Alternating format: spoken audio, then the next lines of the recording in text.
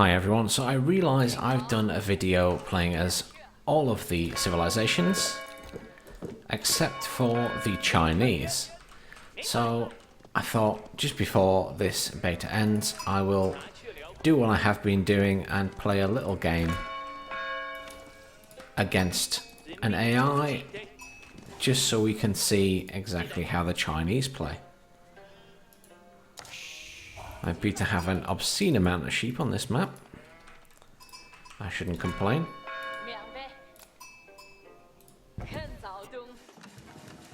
So again, it's just an easy AI, so I can concentrate on showing you what's going on in the game.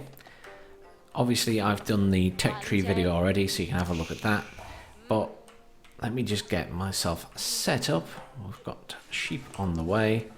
We've got plenty of these guys on the go.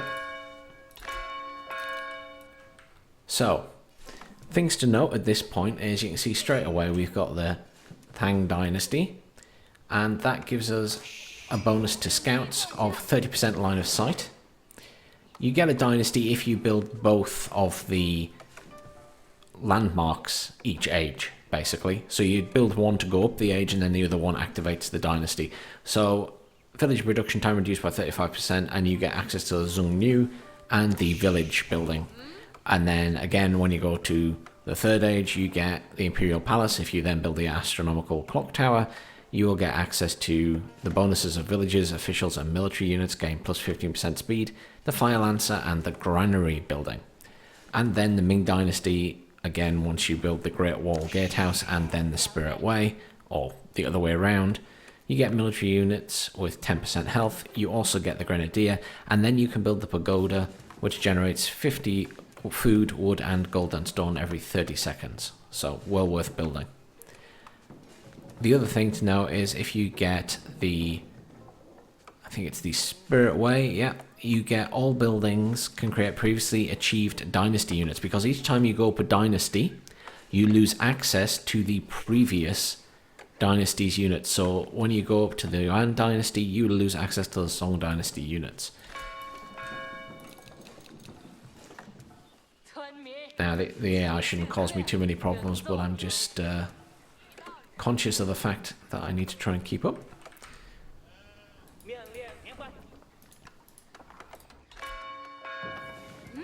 Now, the other thing to note straight away about the Chinese is that you get the Imperial Official. And this is an economic support unit with no combat capability. And basically they go around gathering tax. So if I click on this building here, you can see it started to get tax. So there's 2 tax waiting. And we can stick one of those in the end. They're a little bit expensive, but, you know, I think at this stage, since we're just against the easy AI, we can afford to do it. Let's scout a little bit more.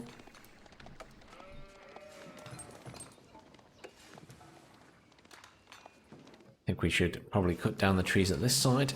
So I'm going to send this person over here. We're playing on the Black Forest map again. I don't remember having so many sheep last time, but I'm not complaining.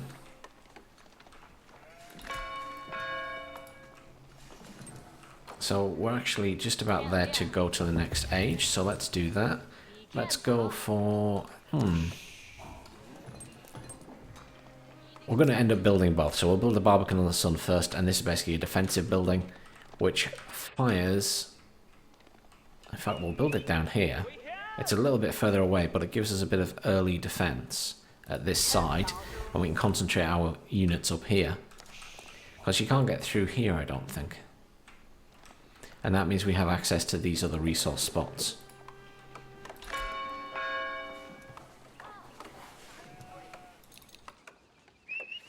So they'll go down there and build that.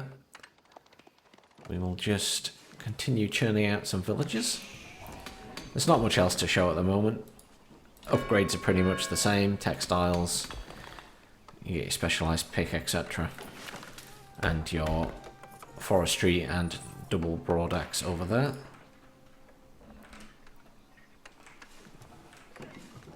We do have some fish here, so we can actually build a dock there at some point. There's our little Imperial Official. So he's off to collect the gold from there. The other things to note with the Imperial Official are they can also supervise. The official supervises a building, making it produce 200% faster. And resource drop-off buildings receive 20% more resources, so that's a heck of a bonus.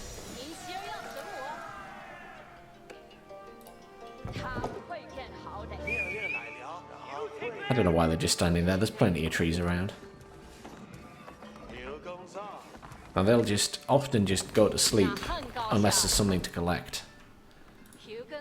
And it seems more often than not that there isn't anything to collect. These guys can go back to that. And now I just realised we don't actually have anyone building anything. Let's just pinch one of these guys for the moment. As we could do with building a few units, just in case. I'm going to build a dock as well, just so we can have a look at the naval units, because to be honest I realise I haven't done any videos of the naval stuff. Let's get one of these guys over to build a dock.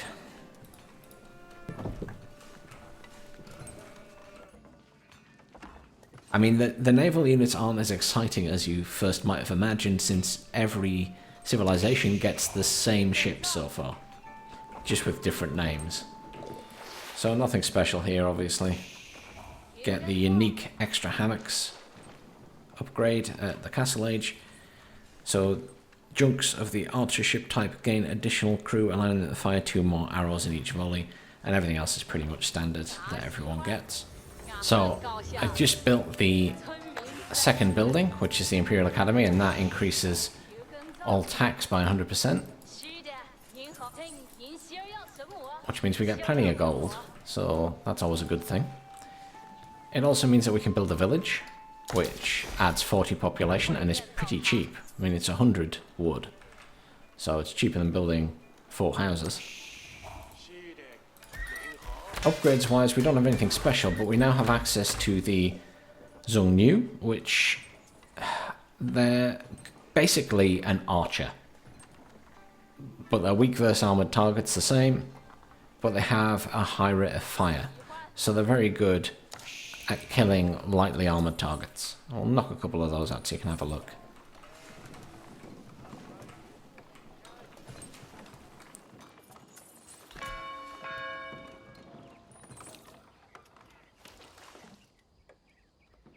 Start thinking about stone soon. We've got plenty of gold coming in. I'm spending a lot because I'm building things. So there's our junk. I can't actually attack anything, unfortunately, but because there's nothing there to attack, but you get the gist. It's got a sail and oars. It can turn on the spot.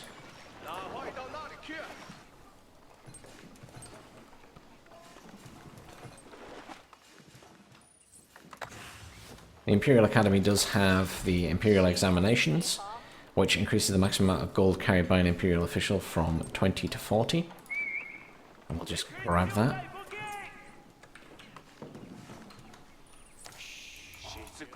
So there's our Zhongnu. So basically just a rapid fire crossbow, but without the force of the crossbow, so it can't penetrate armor. Right, we can go up to the next stage. So you got the Imperial Palace, which has a large sight radius. Activate to view the location of enemy villages. Or you can build the Astronomical Clock Tower, which acts as a siege workshop and produces siege engines with 50% health.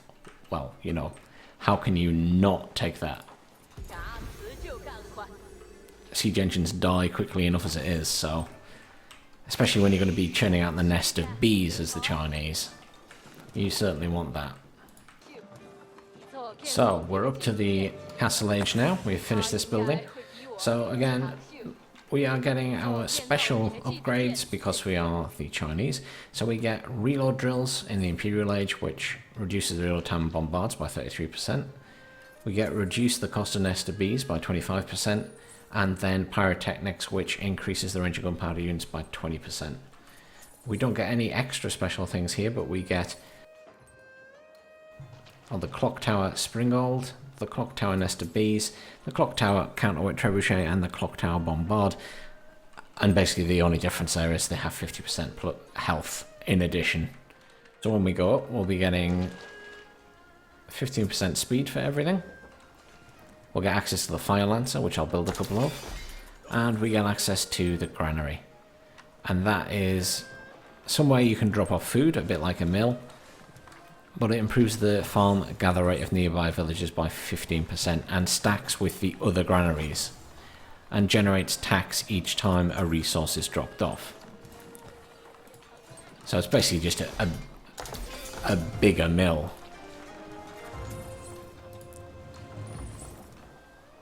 There we go, so we're there now. So we can return to that. Requires the Song Dynasty to build the village, but we can now build the granary instead. I'm just going to get these guys to drop everything off, and then we'll build that.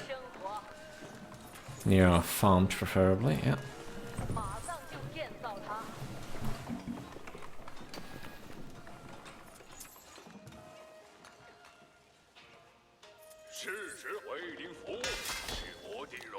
I'm not expecting too much resistance from the AI. There we go, we'll build some Fire Lancers. And let's build a couple of nests of bees, just to show those off. So here's the Fire Lancer. I don't know if you can see, but it's got like a, almost like a little cannon on the end of its lance.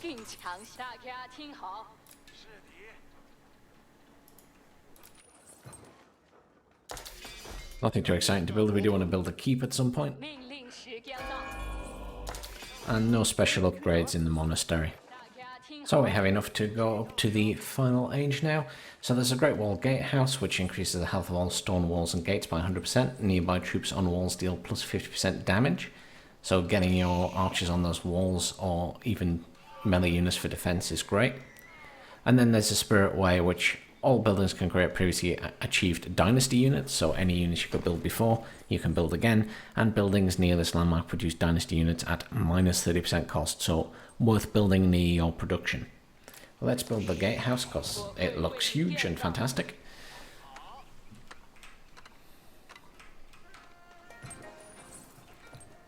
Another thing to note is I just remember the Imperial Palace, it does have an ability to reveal the location of enemy villages, so if I hit that button, I can see where the enemy villages are, and it kind of shows their little bit of line of sight around them, so you can see the buildings that they're next to. You can see a bunch of them walking down here. They're going to build another town centre down here, so they're spreading out quite a lot.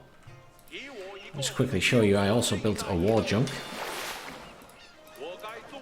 I don't know if you can notice, but it's a bit slower than the ship with the rowing. It doesn't have oars itself, it's just got the sails. I think that's something that's important to note about the ships, is they've tried to make them have different speeds and different turning circles and speeds and things, but they pretty much all just turn on the spot now. So I think it's changed as they've developed it. Just going to build... Actually, I won't, I'll wait, because I'm going to build straight away. I'm going to try and put down the Spirit Way. We'll just stick that here.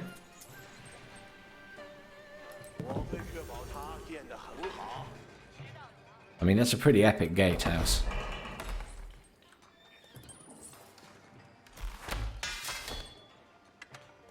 Well, note we get another special Palace Guard technology unique to the Chinese there, which increases the health of the Palace Guards by 30. That's a pretty nice upgrade if you have the gold for it. And we also get the Grenadier here, which is part of the Ming Dynasty. Very good against buildings and deals area of effect damage. So we're now in the Ming Dynasty, so we have access to the Grenadiers and the Pagoda. And the Pagoda gives quite a lot of food, wood, gold and stone every 30 seconds. So, you know, it doesn't hurt to stick a few of those down. I just wanted to note one quick thing I'd noticed. When we built the granary, it said you got a 15% bonus, but if you actually hover over the granary generating enhancement, it says it only improves the gather rate by 10%. That's another text error that we're seeing in the tooltips. There's a few of those in this beta. I'm going to build a pagoda just so we can see it in action. I don't think it really does anything special, but at least we'll see it. We need to put a relic in it. So I've got a couple of monks on the go. I'll probably send one of them out to grab that. I may regret it. I might get attacked. I should probably move some units out to support. So, just to note, the pagoda gives 10 gold per minute as standard. Obviously, once it's got a relic in, it should be giving us a lot more every 30 seconds. I stress should because it doesn't actually say that it's going to. So, as with our previous videos, that is pretty much the end of the gameplay section. However, I'm going to let the final battle play out and you can hang around and watch that if you want. Otherwise, thanks very much for watching. Please do smash that like button and subscribe to the channel. It really does help the channel out. And also it keeps you up to date on the latest Age 4 news and also other content related to the game. Again, thanks very much for watching. I hope that those of you who got to play enjoyed the technical stress test, and I hope you all have a great week.